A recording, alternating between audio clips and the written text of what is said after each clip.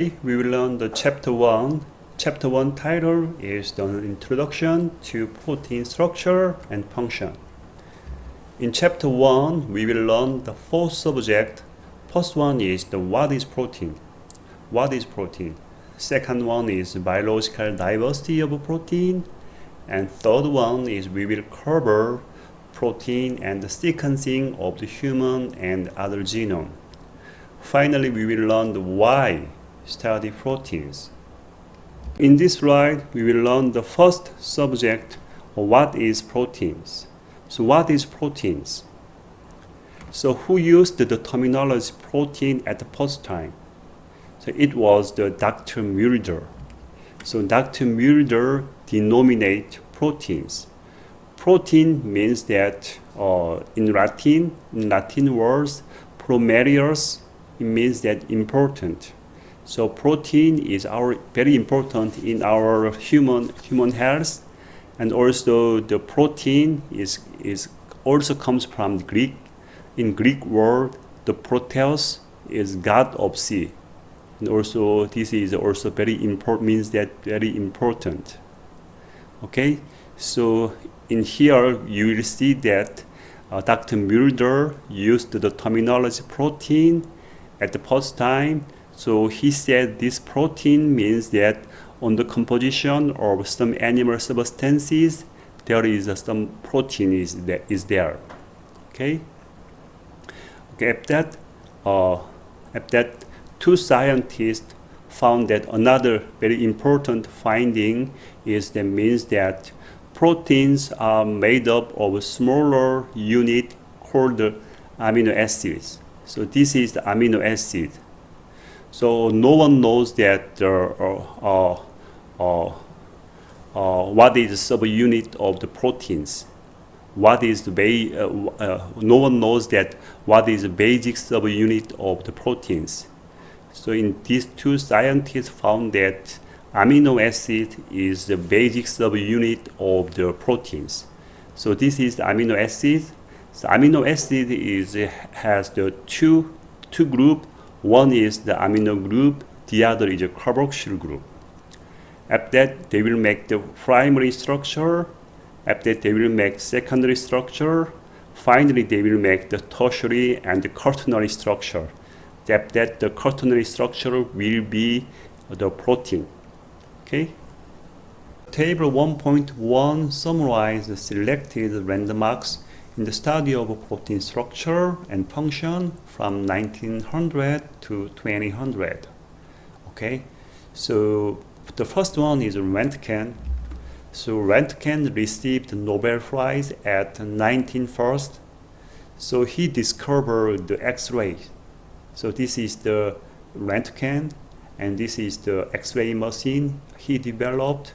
So this is first X-ray photographs. So so this is his wife's left hand. So this is the first photographs in the world. Okay, after that, people used the X-ray in the study. Okay, the first one is that people used the X-ray technology in the protein crystal structure. Okay. How about this is the X-ray source, and this is a protein crystal. The protein is located here. So X-ray meet the protein. After that, this X-ray is diffracted. After that, in the X-ray film, you will see that different spot pattern and different densities like this. So now people can use the information in the X-ray film. So people think that we can remodel the protein structure based on this X-ray film. And after that, the first one, people crystallize the protein is the urease.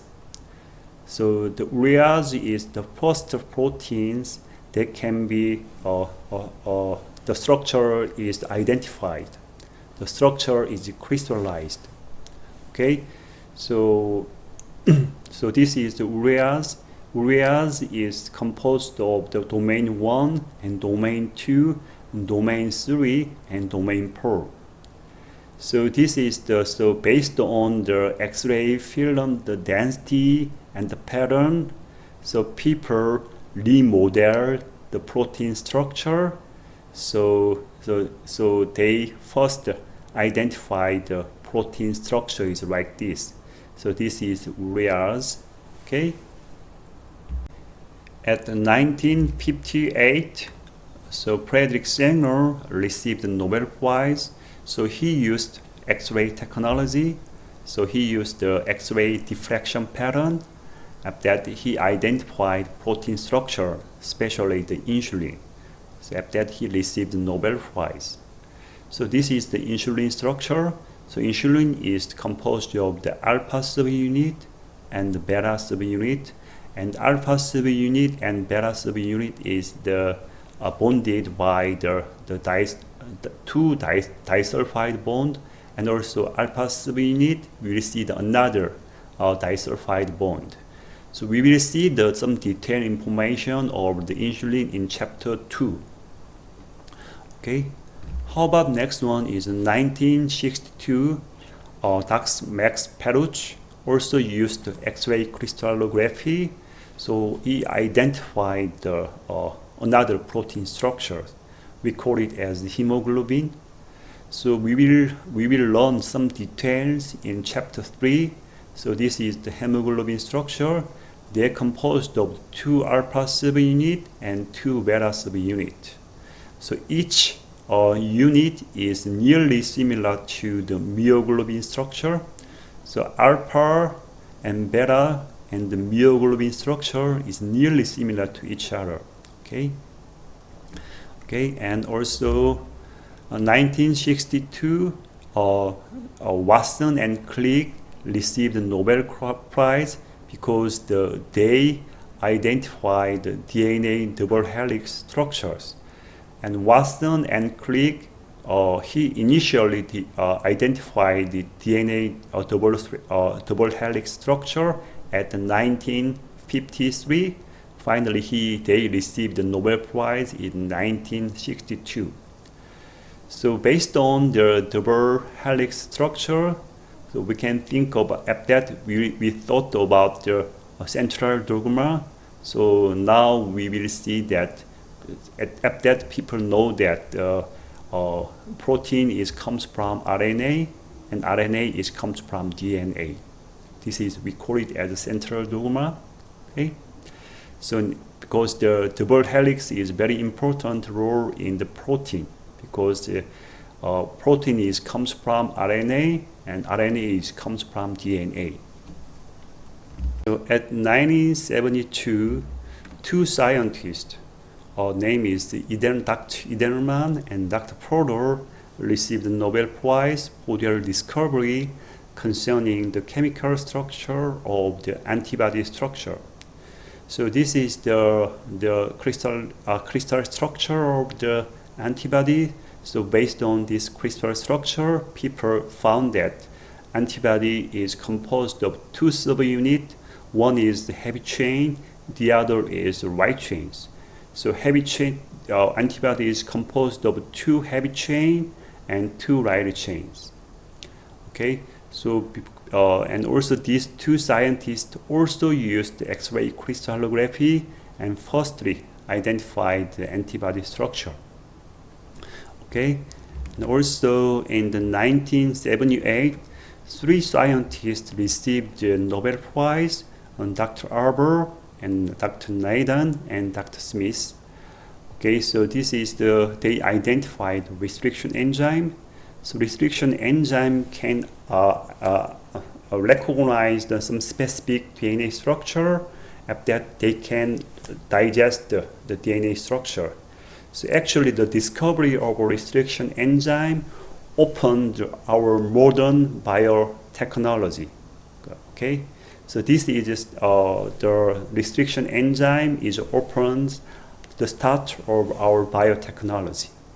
Okay, so we will see some detailed information of antibody and restriction enzyme in chapter 3.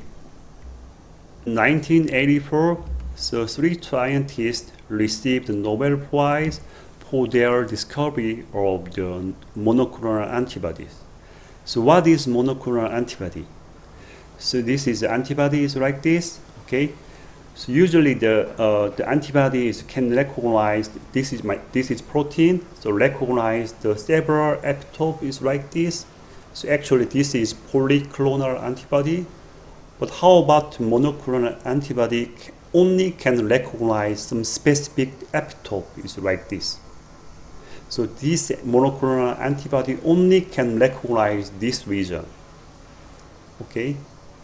So nowadays people used this monoclonal antibody as the therapeutic antibody. How about in the autoimmune disease? Okay, in autoimmune disease, nowadays people use this kind of antibody to treat autoimmune disease. For example, people who has the autoimmune disease, they expressed a lot of proteins which call it as TNF-alpha proteins. So this is one example of monoclonal antibodies is Remicade. So Remicade antibody can recognize some specific epitope in the TNF-alpha. So nowadays the Celtrion made the biosimilar. The name is Remsima. So this is the Remsima, and the Remicade structure is like this. So this is also monoclonal antibody. How about in the Samsung Bioepis? Another monoclonal antibody which can target the TNF-alpha is the Humira. So and also Samsung Bioepis made the biosimilar, which name is Imraldi. So and also people used this monoclonal antibody to treat autoimmune disease. So after Celtrion and Bioepis made Remsima and Imraldi, so they earned a lot of monies nowadays. Okay. And we will see some detailed information in the chapter 3 or chapter 4. Okay. And also in 1994, 2 scientists identified the protein structures. We call it as the G protein. Okay, the G protein is composed of 3 subunits: alpha, beta, is gamma. It's like this. So after people found the G protein, and people know that some the cell signaling pathways like this. So usually the G protein initiated a lot of cell signaling pathways.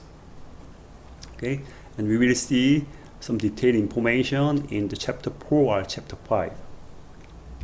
1997, so Dr. Boyer and Dr. Walker received the Nobel Prize for their elucidation of enzymatic mechanism underlying the synthesis of the ATP. So this is they identify some detailed ATP synthesis mechanism. So we will see some detailed information in the later slide, in the maybe chapter 3 and chapter 4. So we will see some the structure of ATPase, and we will see some the ATPase function. Okay. And 2001, 3 scientists received the Nobel Prize for their discovery of the cell cycle regulator. So usually during the cell cycle, the amount of cyclin varies according to the stage of cell cycle. So but in this case is the CDK, cyclin dependent kinase. So cyclin dependent kinase is a cell cycle regulator to control the transition of the cell cycle. So these 3 scientists identified the protein structure of the CDK and also identified the CDK function. after they received the Nobel Prize. In this slide, I will explain the second subject, the biological diversity of proteins. So where is protein? So protein is located in everywhere. So in the skin, in the muscle, and the skeletal, and the nervous, and also endocrine system, and also circular system, you will see the proteins. So this is table 1.2 to show that a selective list of some functional roles for proteins within cells. Okay, so there are several functions of the protein, for example, the enzymatic function and catalytic function. The example is the trypsin or DNA polymerase and ligase. How about the contractile function or contractile proteins?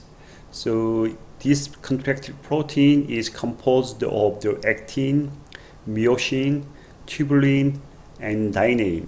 So this protein belong to the muscle system.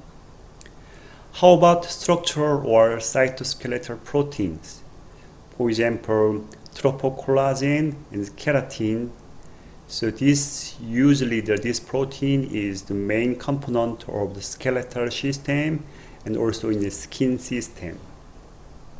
And also there are several functions. It's a transporter function. This belong to the circulatory system. For example, hemoglobin, myoglobin, and serum, and also the other L's. And also there is the effector proteins. For example, this belong to the endocrine system. The example is insulin, the epidermal growth factor, or a lot of hormones like this. And how about defense proteins? So defense protein also belong to the circulatory protein and also endocrine function and something else. The very famous example is immunoglobulin. So we will see some detailed information in chapter 3. And also there is another function is the electron transfer proteins. And there is a cytochrome oxidase and something else.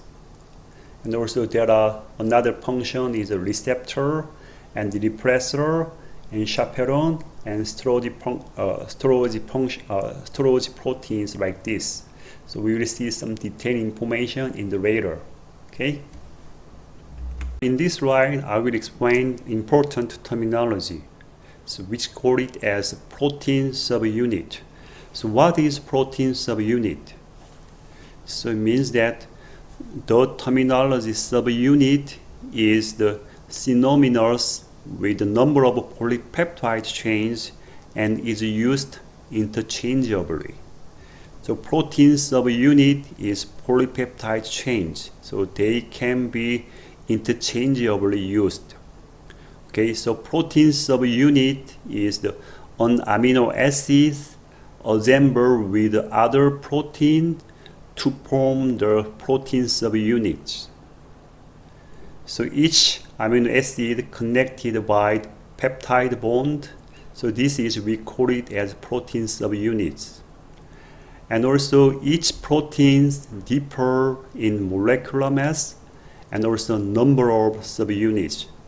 For example, the insulin, the molecular mass is about 57,000 and it is composed of two subunits. One is alpha subunit and the other is beta subunit. And alpha subunit in the beta subunit is connected by disulfide bond, is like this. How about hemoglobin? Hemoglobin is molecular mass is 64,000. Okay, so they are also composed of the four subunits. For example, they have two alpha chain. They also have two beta chains. How about the tropocollagen? Tropocollagen, we will see some detailed information in chapter 3. So this is tropocollagen. So they composed of the 1, 2, 3. So they composed of the 3 subunits. And how about subtilisin? So subtilisin is we will see some detailed structure in chapter 6. So this is the serine protease. So this is only one subunit. They are composed of only one subunit. Okay. Table 1.4 to summarize the involvement of trace element in the structure and function of proteins. So trace element is composed of the sodium, potassium, magnesium, calcium, and iron, and cobalt, zinc, and selenium. So each element have each particular roles. Okay, so in this slide we will cover 2 main trace elements. Let's start from the magnesium and iron. So magnesium is located in the center of the chlorophylls. This is located in the chlorophyll, center of the chlorophyll, and main function is it transports electron. Okay, the main function is transport of the electron in the photosynthesis system. Okay, how about iron? So iron is also we will see in the center of the hem. So hem is located in the hemoglobin. Okay, what's the main function of the iron? The iron is usually the transport the oxygen to the cells. Okay, so this is the main function of the magnesium and the iron. And also the other one also has some specific functions like this. Okay. So now next slide is we will see where is the trace element. Okay. So figure 1.2 show that periodic table showing the element highlighted in red. This is highlighted in red, is known to have involvement in the structure and the function of proteins. So usually the C, N, O, H is this is also red. This is the main element, and also the other sodium, magnesium, potassium, calcium, and this pimentin or this one, the mangan, this red one is we call it as the trace element. So we mentioned that trace element is like this.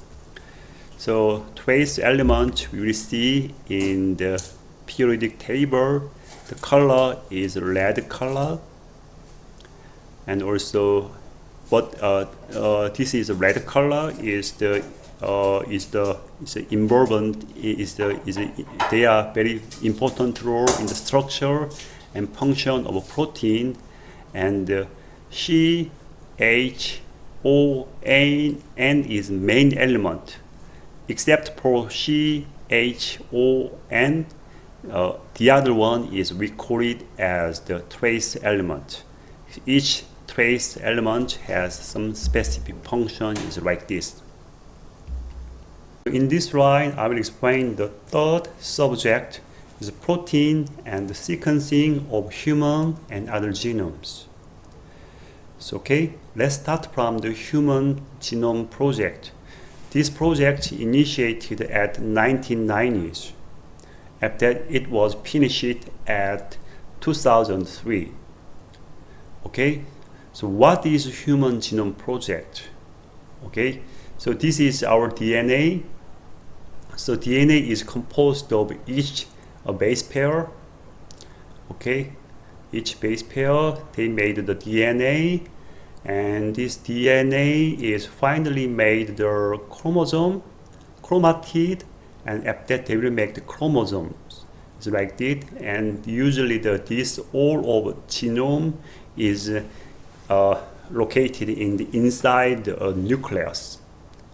Okay, so Human Genome Project determines the base pairs, that makes up all of human DNAs. After that, we can identify and map all of genes in the human genome. For example, this is chromosome 1. So chromosome 1 is composed of the upper arm, very short arm, and also lower arm, very long arms like this. So for example, gene A, so after we finish the Human Genome Project, gene A is located in the upper arm of chromosome 1, and also gene B is located in the lower arm in chromosome 1. So after we finish, so we can identify and map all of genes in the genome. So A is located here, B is located here, C is located here, T is located here, something like that. So after that, so this is the DNA sequence, because after we got all of the DNA informations, so we can translate the DNA sequence into the proteins. So after that, for example, after that we can find that one kind of protein, they have similar structure, they are similar amino acid sequence. It means that they will have a similar function. So the other group is also they have another similar amino acid sequence. It means that they will have the similar function. Based on this information, so we can recognize the function of the proteins, or we can predict the function of proteins. So this is the Human Genome Project. Also, after Genome Project, nowadays we call it as the post-genome. Okay, it starts from the 2004, and the main component of post-genome, we call it as proteome. So proteome is the combined protein plus genome. Okay, proteome means that it can contain all of protein information, and also it can contain the genome information. So main component of the proteomics, proteome is the 2D electrophoresis and the mass spec. Okay, what is a 2D electrophoresis? Okay, we can separate all of proteins based on its isoelectric point. Based on its isoelectric point, in second dimension, we also can divide it, separate it by molecular mass. So this is each individual proteins. After that, we can separate. So this is comes from chapter 9. Okay, so usually we separate each protein dot. After that, we do the enzyme digestion. So we usually use trypsin or asparagine N. So it will make the peptide fragments. After that, we usually do mass spectrophotometry, mass spec. Okay, because we have all of information of genome. So based on the genome, so we can translate it we can translate it into the proteins. So proteins, so we have the protein sequence. In the protein sequence, so after we treated the trypsin, it will cut it after lysine or after arginine. For example, this one, so we can predict each fragment. So we will see some detailed information in chapter 6. Okay, so based on the 2D electrophoresis and the mass spec analysis, so this is the main component of the proteomics or proteome. So based on this technology, we can easily identify each proteins. Okay, this is, we call it as a proteome or proteomics.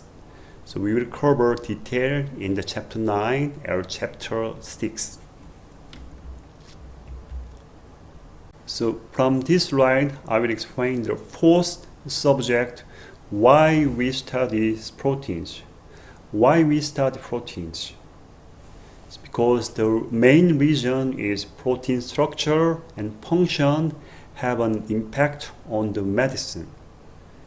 Especially the many diseases stem from specific protein defect.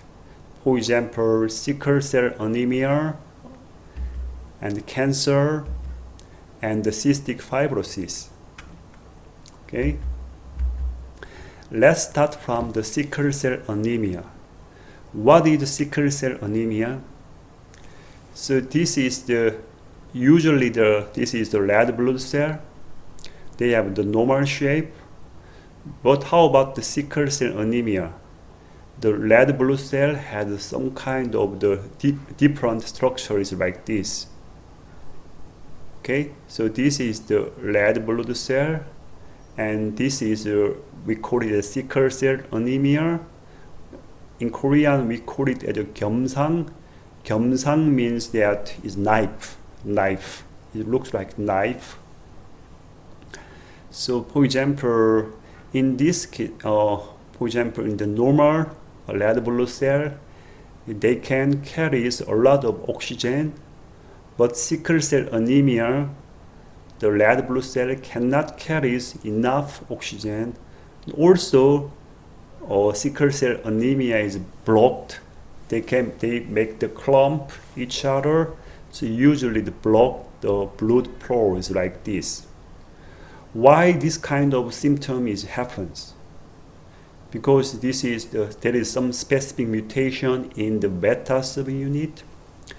So this is the hemoglobin structure, which is located in the red blood cell, main component of the red blood cell. So hemoglobin is composed of 2 alpha subunit and 2 beta subunit. So sickle cell anemia happen to the beta subunit. So some missense mutation happens.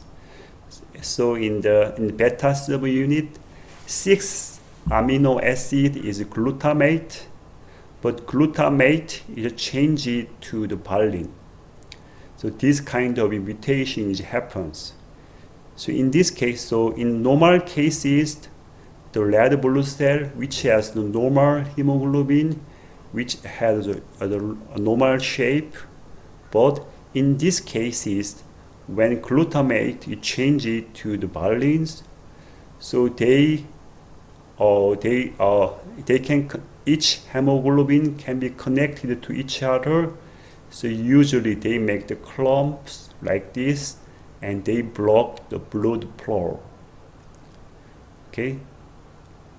So it means that because we know the protein structure of the hemoglobin, especially in the beta subunit, so we know why sickle cell anemia can block the blood flows like this, because they can be connected to each other. Okay. Another example is cancer. So usually cancer, nearly all of cancer, they have the p53 mutation. So what is a p53 gene? What is a p53 proteins? So this is the normal p53 protein, and this is a non-functional p53 mutation proteins. So usually the p53, it functions as guardian. Guardian means the policeman. So if there is some mutation if something wrong in the DNA, so usually the p53 can recognize something wrong in the DNA, except that it can induce cell suicide. This cell will die eventually.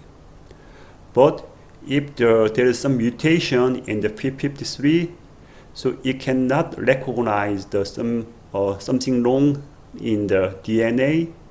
So it means that it cannot fix the fault.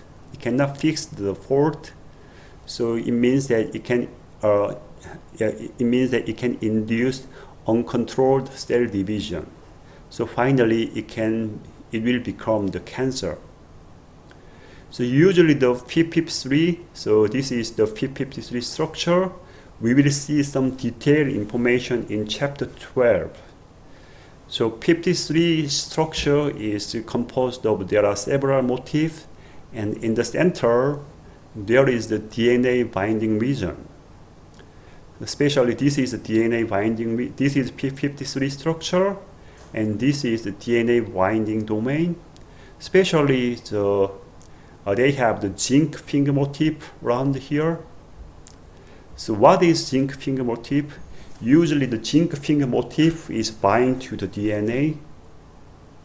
But in P53, in cancer, nearly all of missense mutation is happen in this zinc finger motif. So it means that it cannot bind to the DNA because the zinc finger motif is not working. So it means that if there is something wrong in the DNA, this P53 cannot bind to the DNA, it means that it cannot recognize this something wrong in the DNA. It means that it can induce uncontrolled cell divisions. Because we know that usually the P53 mutation is happen in the zinc finger motif of DNA binding domains. So if you want to make some specific drug against the cancer, so we can target this region because we know the protein structure and function. So usually all of the cancer drug is target is in this region. Okay.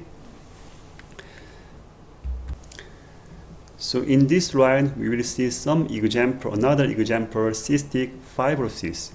In cystic fibrosis, we call it as 낭포성 섬유증. What is 낭포성 섬유증? So 낭포성 섬유증 means that you will see this is the lung cell. The outside of the lung cell, there are a lot of cilia is located here. So 낭포성 섬유증, cystic fibrosis means that thick and sticky mucus is built up and flatten the cilia is like this. This is the 낭포성 섬유증. Okay. But in this case, this is the healthy lung cell. So usually the CFTR, this is CFTR. So usually the function of CFTR, it can transport chloride ion. So when the chloride ion pass through the freely, so usually when this case is happen, cilia move back and forth. The cilia is moved back and forth. It can sweep the mucus. It can sweep the mucus out of the lung. So usually the mucus is located here, but in this case, because there is a flow is located here, so usually the mucus can be taken out like this. But usually when some mutation is happen, for example, in this case is glycine is changed to the aspartate, and this mutation happens. It means that the CFTR protein is not functions, so chloride ion can reach the channel but cannot pass through the channel. So in this case is the thick and sticky mucus build up. So usually it can flatten the cilia. Okay, so this disease is cystic fibrosis is also stem from some specific protein defects. Only one missense mutation happens. So if we know the protein structure and function, so we can easily understand the disease mechanism, or we can make some drug, or we can change the mutation here. So we can do we can make a lot of drugs against this mutation and this mutation and this mutation. Okay. So in this slide, I will explain another reason why people want to study proteins. So we will find the answer in the biopharmaceutics. So for example, this is aspirin. So aspirin is sialic acid. Sialic acid is composed of 21 atoms. Okay, how about the growth hormone? Growth hormone is post-generation biopharmaceutics. So it is composed of 3,000 atoms.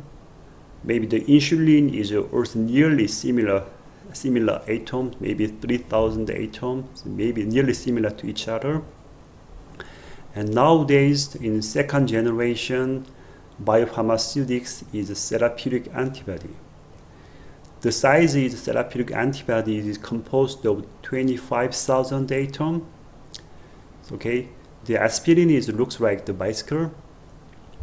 And post-generation biopharmaceutics, growth hormone looks like the automobile. And the therapeutic antibody is the airplane. It's like this. And this therapeutic antibody is highly specific to target, and they have the pure side effect compared to the synthetic drug or compared to the post-generation biopharmaceutics. So that's why nowadays people want to study protein due to the biopharmaceutics. Because in second generation biopharmaceutics, for example, therapeutic antibody, because they are highly specific to disease, and they also show the pure side effect. The market size of biopharmaceutics is increased very quickly. For example, in 2003, this is top 10 drugs. So all of the top 10 drugs, except for the erythropoietin, is the chemical drugs. It's a synthetic drug. It's chemical drug except erythropoietin. But in 2013, this is top 10 drug. So among the 10s, 1, 2, 3, 4, 5, 6, 7. 7 drug is the biopharmaceutics. For example, Humira, Enbrel, Remicade is against the autoimmune disease, and the Lantus is the insulin, and the Rituxan, the Avastin, and Herceptin is against the cancer. So because nowadays all of the patients who has the autoimmune disease, usually they receive the Humira treatment or Enbrel treatment and the Remicade treatment. Okay, and also all of the diabetes, the patient receive the Lantus treatment, and also nowadays nearly all of the cancer patients receive this kind of the therapeutic antibody treatment. So because nowadays market size is among the top 10 drugs, the 7 drug comes from the second generation of biopharmaceutics, and also market size increases very quickly. Okay. So nowadays nearly all of the therapeutic antibodies, the patent, this is the best-selling therapeutic antibody, Enbrel, and Lantus, Humira, Rituxan, Remicade, Avastin, Herceptin. Nearly all of the therapeutic antibodies, the patent is already expired. Now today is 2020. So not all of the therapeutic antibodies patent is expired. So it means that everyone can make the similar therapeutic antibody. So, okay, so we call it as this is the biosimilar. So Samsung Bioepis and Samsung Biologics and Celltrion, now they make the Embraer biosimilar and the Lantheus biosimilar and Humira biosimilar, Rituxan, Remicade, something else like this. Okay.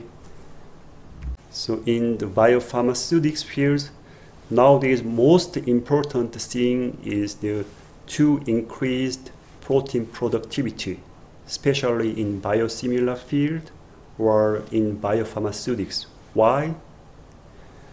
So nowadays all of companies make the biosimilar. Nearly they can make they made a lot of biosimilar. But the important thing is price should be very low. To reduce the price, it means that we have to increase productivity. So productivity means that we have to increase the protein amount from one cell. So this is the titer. Titer is the QP multiplied IVCD. For example, in these cases, we can increase this one by optimization of the media and processor, but the amount is very low. So even though we did a lot of process optimization, we can increase up to 10% or up to 20%. But if we want to increase the titer productivity, you have to modify this one, cell-specific productivity. So we can do vector optimization and host cell engineering. And host cell engineering is very difficult to control. But nowadays, nearly all of people is interested in the vector optimization. So nowadays, means that we can add some chromatin modulator or promoter, and something else is like this. So who did the studies in the vector optimization in this field? Who did it? It's me. In my lab is very focused on the vector optimization to increase protein productivity in the mammalian cells. So if you are interested in the strategy to increase protein productivity, please contact me. Okay. Today we learned about chapter 1. The title was Introduction to Protein Structure and Function. So chapter 1 was composed of 4 subjects. First one was what is protein, and also biological diversity of protein, and also we learned about proteins and sequencing of human and other genome. Finally, we learned why we study proteins. Okay, so if you are interested in to increase cell productivities in the mammalian cells, please contact me. Okay. Today we will finish class. Okay, bye.